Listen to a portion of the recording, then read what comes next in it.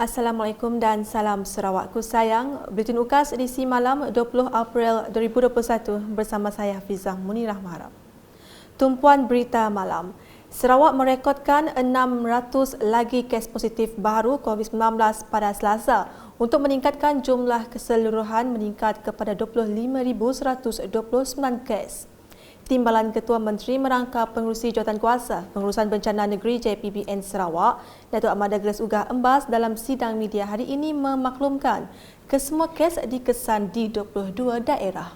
110 di daerah Bentulu, 98 di Sibu, 83 di Kuching, 54 di Meradong, 41 di Kapit, 38 di Tatau, 31 di Mukah, 25 di Serike, 24 di Miri, 20 di Song, 13 di Kenawit, 10 di Sirian, 10 di Betong, 7 Peluru, 6 Selangau, 6 Subis, 6 Kabung, 5 Merudi, 5 Samarahan, 4 Seratuk, 3 Pakan dan 1 Julau. Menurut Datuk Ahmad Douglas, terdapat satu kes kematian melibatkan seorang lelaki warga tempatan berumur 74 tahun yang telah dimasukkan ke Hospital Sarike. Katanya Jabatan Kesihatan Negeri JPBN Sarawak turut mengisytiharkan 3 kluster baru iaitu kluster Pasar Ikan Sibiu, Bintulu, kluster Sungai Rian Meradong dan kluster Kampung Tengah Betong. Jelasnya lagi, daerah Asajaya dan Kabung telah kembali ke status kuning, daerah Tatau telah bertukar kepada status merah, manakala daerah Song telah bertukar kepada status jingga daripada status kuning. Sementara itu, menurut Datuk Ahmad Douglas, telah bersetuju dengan syarat-syarat tambahan bagi garis panduan SOP yang telah disyorkan oleh bahagian Kuching, Betong, Sibu, Bintulu dan Miri mulai 21 April 2021. Hari ini juga SDMC telah menimbang berbagai cadangan dari beberapa bahagian mengenai SOP yang baru yang dicadangkan kerana mereka menampakkan kes-kes di kawasan masing-masing meningkat.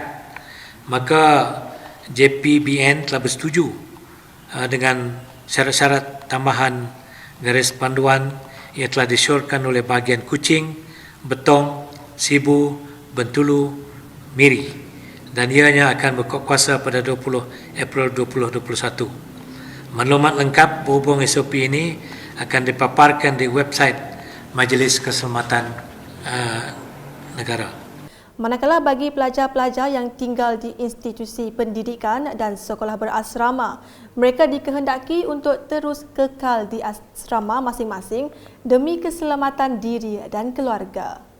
Berita seterusnya, Sibu menjadi bahagian pertama di negeri ini memulakan program imunisasi COVID-19 kebangsaan Fasa 2 dengan kehadiran lebih 900 orang penerima. Menteri Muda Perumahan dan Kesihatan Awam Sarawak Dr. Anwar Rapai berkata, program tersebut berjaya dianjurkan di Pusat Pemberian Vaksin PPV COVID-19 Stadium Tertutup Sibu. Ujarnya pada hari pertama, penerima terdiri daripada warga emas berusia 75 tahun ke atas dan akan menerima dos kedua dalam masa 3 minggu. Beliau berkata demikian semasa perasmian PPV COVID-19 Stadium Tertutup Sibu sempena program imunisasi COVID-19 Fasa 2 pada Isnin. Beliau yang juga Ahli Dewan Undangan Negeri Adun Nangka berkata, Sibu mempunyai 17 PPV bagi melengkapkan program tersebut nanti. Sementara itu, Jawatankuasa Pengurusan Bencana bahagian JPBB Sibu mensasarkan untuk mendaftar 70% daripada sekitar 300,000 penduduk di bahagian Sibu untuk program vaksinasi. Sehingga kini kira-kira 80% telah mendaftar sebagai penerima vaksin COVID-19 melalui aplikasi MySejahtera dan pendaftaran secara manual di mana daripada jumlah tersebut kira-kira 50% telah dimasukkan ke dalam sistem. Laporan seterusnya, sebanyak 15 buah rumah di Kampung Selalang telah siap dibaik pulih menerusi projek kecil luar bandar program penambahbaikan rumah miskin Sarawak MRP PPRMS dengan peruntukan sebanyak RM45,100. Menteri Muda Perancangan Bandar, Pentadbiran Tanah dan Alam Sekitar Sarawak merangkap Ahli Dewan Undangan Negeri Adun Kuala Raja, Datuk Len Talif Saleh telah menyempurnakan simbolik penyerahan projek pada Selasa. Penerima projek merakamkan penghargaan dan terima kasih kepada Kerajaan Gabungan Parti Sarawak GPS, khususnya Datuk Len di atas usaha meluluskan projek mereka itu. Sementara itu, Datuk Len menjelaskan Kerajaan GPS sentiasa memastikan rakyat terutamanya di luar bandar menikmati pelbagai projek pembangunan. Justru beliau berharap rakyat tidak mudah percaya dengan fitnah yang tidak berasas menindakkan usaha kerajaan membawa pembangunan kepada negeri ini.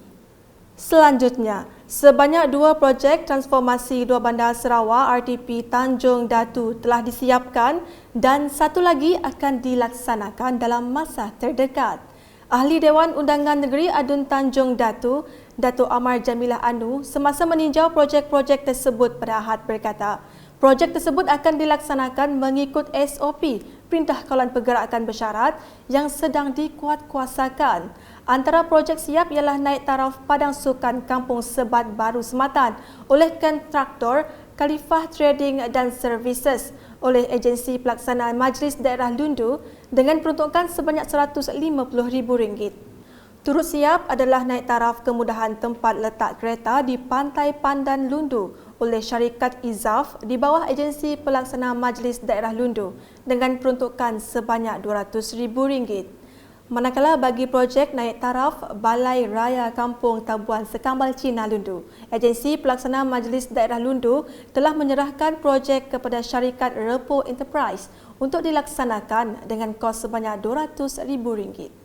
Beralih ke laporan berikut, Adun Demak Laut Dr. Hazlan Abang Hipni telah menghulurkan bantuan makanan kepada 159 buah keluarga di Taman Mesra Bako pada Isnin.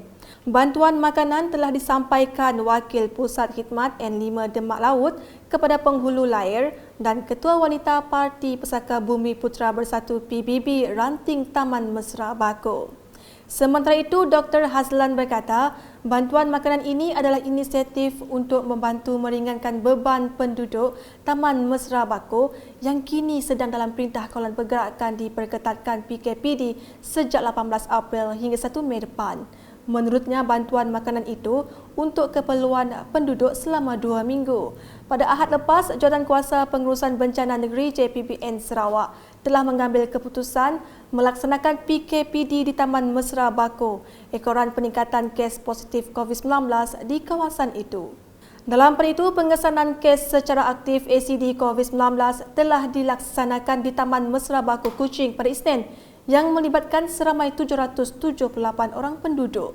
Aktiviti berjalan lancar dengan laluan ke kawasan tersebut dikawal ketat oleh petugas Barisan Harapan yang terdiri daripada Polis Diraja Malaysia, Angkatan Tentera Malaysia, Jabatan Bomba dan Penyelamat, Angkatan Pertahanan Awam dan Rela. Sekian edisi malam bersama saya Hafizah Munirah dan kru penerbitan. Berita lebih lanjut boleh didapati di semua platform media sosial UKAS termasuk portal ukas.sarawak.gov.my dan pastikan anda subscribe UKAS channel di YouTube. Salam UKAS.